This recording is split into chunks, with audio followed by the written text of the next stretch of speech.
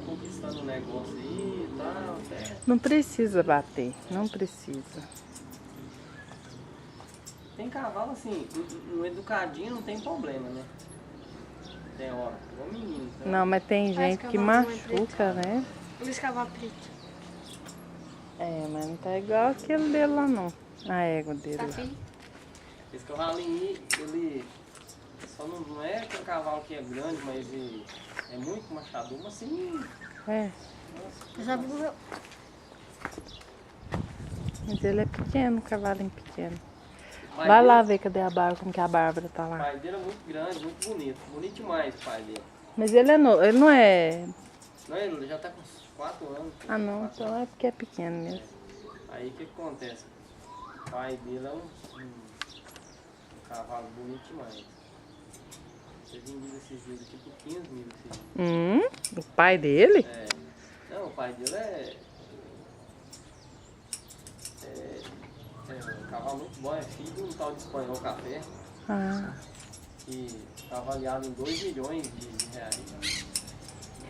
O gol dele é que é bom, né? E por botar com a eglinha muito ruim, saiu ele de jeito aí, passou fome quando era pequeno, coitado, aí não não... cresceu.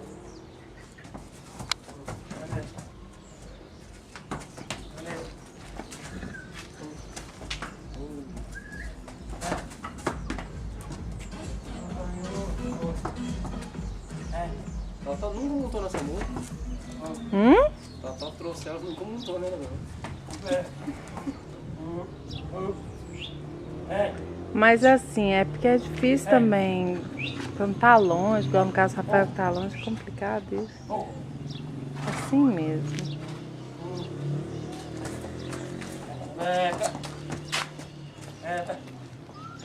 Nossa, mas então na hora que ele for montar nela, ela tá brava, ué. Não, vai mexendo, né? Demora um pouquinho, mas não vai ter problema.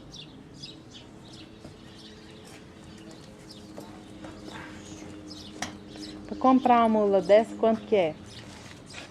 Ah, esse cavalo não tem sem preço. Tem gente que gosta demais e dá muito dinheiro. Você não gosta?